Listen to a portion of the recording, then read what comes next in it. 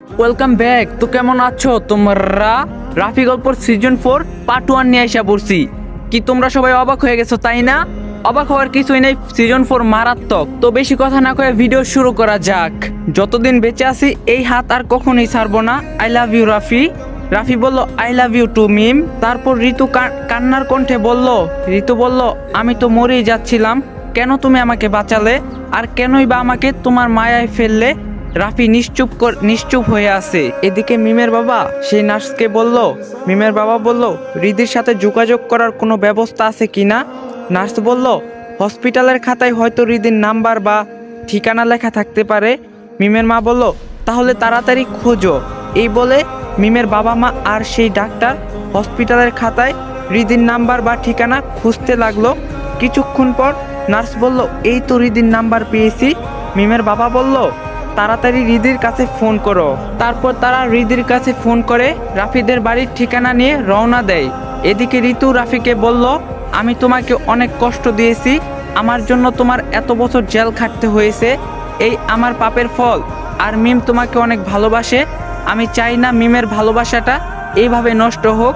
আমি তোমাকে আর কষ্ট পেতে দিব না, তুমি মিমকেই বিয়ে করো। এই বলে ঋতু রাফির আব্বু আম্মুকে বলল। ঋতু বলল ফুপা আমি চাই আপনারা মিম আর রাফিকেই বিয়ে দিন, আমি তাদের ভালোবাসা নষ্ট করতে চাই না। রাফির আব্বু বলল তুমি ঠিক বলছো মা। এমন সময় মিমের বাবা মা সেখানে পৌঁছে গেল এবং সবাইকে বলল থাম তোরা। এই কথা শুনে সবাই অবাক হয়ে গেল আর ভাবতে লাগলো ইনারা কারা। তখন রাফি বলল বাবা ইনারা হচ্ছে মিমের বাবা মা। তারপর রাফির আব্বু আম্মু মিমের আব্বু আম্মুর সাথে পরিচয় হলো এবং রাফি আর মিমের বিয়ের কথা বলল।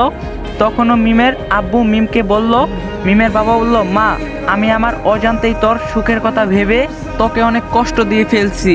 আমি ভেবেছিলাম মাসুদের সাথে বিয়ে হলে তুই অনেক সুখে থাকবি, কিন্তু সেই মাসুদ তোকে মেরে ফেলতে চেয়েছিল। তখন রাফি মিমের বাবাকে বলল মাসুদ মিমকে মেরে ফেলতে চেয়েছিল মানে? তারপর রাফিকে মিমের বাবা বলল, মিমের মা বলল হ্যাঁ বাবা, মাসুদ নিজের জন্মদিনে মিমকে ঘুমের ওষুধ খাইয়ে মিমের সাথে খারাপ কাজ করে মোবাইলে ভিডিও করে রাখে, আর সেই ভিডিও ভয় দেখিয়ে মিমকে বাধ্য করে তোমার সাথে খারাপ ব্যবহার করতে। তখন রাফি চিৎকার করে বলে ওঠে, রাফি বলল ওই ভিডিও মিম আর মাসুদের না, তার প্রমাণ আমার হাতে থাকা মাসুদের এই ফোন। তারপর মিমের বাবা মা মিম সহ সবাই অবাক হয়ে গেল। তারপর মিমের বাবা রাফিকে বলল ওই ফোন তুমি কিভাবে পেলে? তখন রাফি বলল আপনারা যখন আমাকে ভুল বুঝে বাড়ি থেকে বের করে দেন, তখন আমি রাস্তা দিয়ে হাঁটার সময় দেখি একটা বাচ্চা কান্না করছে। আমি সেই বাচ্চাকে তার বাড়ি পৌঁছে দিতে গেলে জানতে পারি। ছোট্ট একটা বিজ্ঞাপন দিয়ে লই। হেই ফ্রেন্ডস, আপনারা তো OneXBet-এর নাম শুনছেনই। OneXBet হলো ট্রাস্টেড নাম্বার 1 সাইট। এখানে ক্রিকেট ফুটবলের যে কোনো ম্যাচ বাজি ধরা যাবে, কোন দল কত রান করতে পারবে এবং প্রতি বলে আপনারা বাজি ধরতে পারবেন, এবং কোন দল কোনটা গোল হবে আর আখঙ্গ গুলো ম্যাচ কলসে আপনারা সব ধরনের ম্যাচ একটি অনুমান করে বাজি ধরতে পারবেন। আর দেরি না করে চলে যান OneXBet-এ এবং আয় করেন নিজের জ্ঞানকে কাজে লাগিয়ে। আপনারা ফার্স্ট ডিপোজিটে একটি 200% বোনাস সহ আরো রয়েছে আইফোন 14 প্রো ম্যাক্স জেতার সুযোগ এন্ড আরো অনেক উপহার। আপনি উইন হওয়া টাকাগুলো বিকাশ, নগদ, পেটিএম, উইপির মাধ্যমে উইথড্র করতে পারবেন। তাই দেরি না করে আমার প্রোমো কোড ইউজ করে আরো 200% ডিপোজিট বোনাস পেয়ে যান ফার্স্ট ডিপোজিটে। তাই দেরি কিসের, এখনই OneXBet ডাউনলোড করুন। অ্যাপটির লিংক আমার first comment box and description বক্সে দেওয়া আছে। সেই বাচ্চা আর কেউ না, আমারই আপন ভাতিজা রিয়াজ। তারপর রিয়াজের আম্মু মানে আমার ভাবি রোদেলা তারপর আমার কিছুদিন জোর করে তাদের বাসায় রাখে। তারপরে আমার বাবা মাও সেই বাসায় আসে, কিন্তু তারা আমাকে চিনতে পারেনি। কিন্তু কিছুদিন পর আমি যখন তাদের বাসা থেকে চলে আসি, তখন আমার হৃদির সাথে দেখা হয়।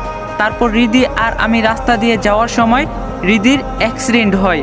তখন হৃদিকে নিয়ে আমি হসপিটালে যাই, আর হৃদিকে হসপিটালে রেখেই রোদেলা ভাবির বাবার দেওয়া চাকরির কাজে আমি ঢাকায় যাই। ঢাকা থেকে এসে আমি হৃদিকে দেখতে যাওয়ার সময় রাস্তার পাশে একটা ফোন পাই। তারপর অনেক চেষ্টা করার পর এবং ফোনের লক খোলার পর দেখি এটা মাসুদের ফোন। তারপর আমি ফোনের গ্যালারিতে ঢুকে দেখি এই ভিডিও যেখানে মিম নেই, অন্য কোনো মেয়ে ছিল। তখনই মিমের মা বলল মিম যখন জানতে পারে যে এই ভিডিও তার না এবং মাসুদ আর মাসুদের মা আমাদের সম্পত্তির লোভে মিমকে বিয়ে করতে চায়, তখন মিম মাসুদের নামে থানায় মামলা করতে যায়। আর এই কথা কোনোভাবে মাসুদ জানতে পেরে মিমকে গুলি করে মেরে ফেলতে চায়। রাফি মিমের আব্বু আম্মুর কাছে জানতে চায় যে মাসুদ এখন কোথায় আছে। তখন তারা বলে যে মাসুদ এখন জেলে আছে। এদিকে মিমের যেখানে গুলি লেগেছিল সেখানে অনেক যন্ত্রণা করছে। তার কিছুক্ষণ পরে মিম হঠাৎ করে সেখানে জ্ঞান হারিয়ে ফেলে। তারপর রাফি আর ঋতু মিমকে নিয়ে হসপিটালে যায়। মিমকে হসপিটালে নেওয়ার পর সেখানে থাকা এক নার্স মিমকে চিনতে পারে, কারণ মিম একটা বড় ডাক্তার। সে মিমের সাথেও কাজ করছে। মিমকে হসপিটালে ভর্তি করার সময় নার্স রাফিকে জিজ্ঞাসা করলো, রোগী আপনার কি হয়? রাফি তখন নার্সকে বলল, আমার ওয়াইফ হয়। একথা শুনে ঋতু রাফির দিকে তাকিয়ে থাকলো এবং ঋতুর দু চোখে পানি চলে আসলো। তারপর ঋতু তার মুখ লুকিয়ে চোখের পানি মুছলো। কেন জানি ঋতু রাফির মুখের কথা শুনে অনেক কষ্ট পাইছে, কারণ ঋতু তার ভুল বুঝতে পারছে। এই কয়দিনে ঋতু রাফিকে অনেক ভালোবাসি ফেলছে। তারপর মিমকে ভর্তি করে নার্স রাফিকে ডেকে বলল, মিম ম্যাডামের এখন অবস্থা কি ভালো? আচ্ছা, মিম ম্যাডামের এমন অবস্থা কিভাবে হলো? রাফি নার্সকে বলল, তুমি কি মিমকে চিনো? নার্স বলল, আমি মিম ম্যাডামকে অনেক আগে থেকেই চিনি। আমি এখানে চাকরি করার আগে ফরিদপুর একটা বড় হসপিটালে চাকরি করতাম। সেখানে ডাক্তার ছিল মিম ম্যাডাম। ওখান থেকে মিম ম্যাডামকে আমি চিনি। মিম ম্যাডামের সাথে আমি অনেক দিন কাজ করছি। তারপর ওই হসপিটাল থেকে বদলি হয়ে আমি এখানে এসেছি। তারপর রাফি সেই নার্সকে বলল, মাসুদ নামের এক ছেলে তাকে গুলি করে খুন করতে চেয়েছিল। নার্স এ কথা শুনে অবাক হয়ে বলল, সেই ছেলেটাকে কি পুলিশে দিয়েছেন? রাফি বলল, সে এখন জেলে আছে। তারপর নার্স রাফিকে বলল, মিম ম্যাডামের মতো মানুষ হয় না। এত ভালো একটা মানুষকে সে কেন মারতে চেয়েছিল? তখন রাফি নার্সকে সব কথা বলল। এদিকে রাফির বাবা এবং রোদেলা ভাবি সবাইকে বলল, মিম এখন অনেক অসুস্থ, আগে সে সুস্থ হোক, তারপর রাফি আর মিমকে ধুমধাম করে বিয়ে দিব। এ কথা বলে তারা সবাই হসপিটালের দিকে রওনা দেয়।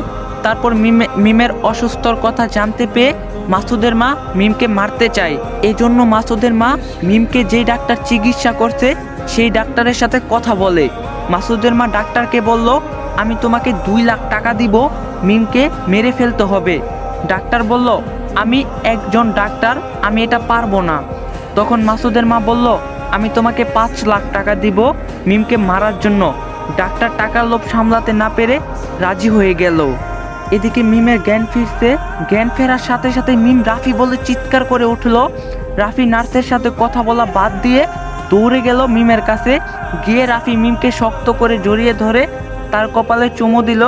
ঋতু সব দেখছে আর কষ্ট পাচ্ছে। ঋতু মিম আর রাফির ভালোবাসা দেখছে আর মনে মনে ভাবছে, রাফিকে আমি কত কষ্ট দিয়েছি আমার মিথ্যা ভালোবাসার জন্য। রাফি মিমের মতো আমাকেও কতই না ভালোবাসতো। আমি যদি রাফির ভালোবাসা বুঝতাম তাহলে এখন আমার এত কষ্টে থাকতে হতো না, আমার সুন্দর একটা সংসার থাকতো। রাফি আমাকেও এমন ভালোবাসতো। এক সময় আমার সব ছিল, ভালোবাসার মানুষ ছিল, মা ছিল, বাবা ছিল, কোটি কোটি টাকাও ছিল। আজ আমার কিছুই নেই। ঋতু এইগুলো ভাবছে আর চোখের পানি মুছছে। ঋতুর এইসব কথা ভাবতে ভাবতে রাফি, বাড়ির সবাই এবং মিমের আব্বু আম্মু হসপিটালে পৌঁছে যায়। তারা সবাই মিমের সাথে দেখা করলো। নার্স বলল, রোগী এখন অনেকটাই সুস্থ আছে, 2 দিন পরেই হয়তো আপনারা তাকে নিয়ে যেতে পারবেন। সবাই একথা শুনে অনেক খুশি হলো। আর রাফি ভাবতে লাগলো, অনেক কষ্টের পর এবার হয়তো তার আর মিমের বিয়েটা হলো। তারপর মিম আর রাফি সুখে শান্তিতে একটা সুন্দর সংসার গড়বে। রাফি এইসব ভাবছে আর মুস্কি মুস্কি হাসছে। পাশ থেকে রোদেলা ভাবি বলে উঠলো, কি হয়েছে রাফি, মনে কি বিয়ের লাড্ডু ফুটছে? সবার সামনেই রাফির ভাবি এ কথা বলে উঠে। এ কথা শুনে রাফি আর মিম দুজনই অনেক লজ্জা পেল। আর রাফি বলে উঠলো, কি যে বলো না ভাবি। সবাই রাফি আর মিমকে নিয়ে মজা করছে আর এইসব দেখে বেচারা ঋতু মুখ লুকিয়ে কান্না করছে। হঠাৎ ডাক্তার এসে বলল, রোগীকে এখনো বাসায় নেওয়া যাবে না, তার শরীর এখনো অনেক খারাপ। কথা শুনে রাফি সহ রাফির বাড়ির সবাই এবং মিমের আব্বু আম্মু অবাক হয়ে গেল, কারণ মিম তো এখন অনেক সুস্থ, 2-1 দিন পরেই বাড়ি নেওয়া যাবে। সবাই যখন কথা ভাবছে তখন রাফি বলে উঠল, ডাক্তার মিম তো এখন সুস্থ আছে। তখন রাফির সাথে সাথে মিমও বলল, ডাক্তার আমি এখন অনেক সুস্থ আছি। ডাক্তার বলল, না, রোগীকে কিছুদিন এখানে রেখে চিকিৎসা করতে হবে, এতে আপনাদেরই ভালো হবে, কারণ রোগী এখন অনেক অসুস্থ। রাফির বাড়ির সবাই যখন বলল আমরা মিমকে বাসায় নিয়ে যেতে চাই, তখন ডাক্তার একটু রেগে গিয়ে বলল, বাসায় নিয়ে যেতে চাইলে কি বাসায় নিয়ে যাওয়া যায় রোগীকে?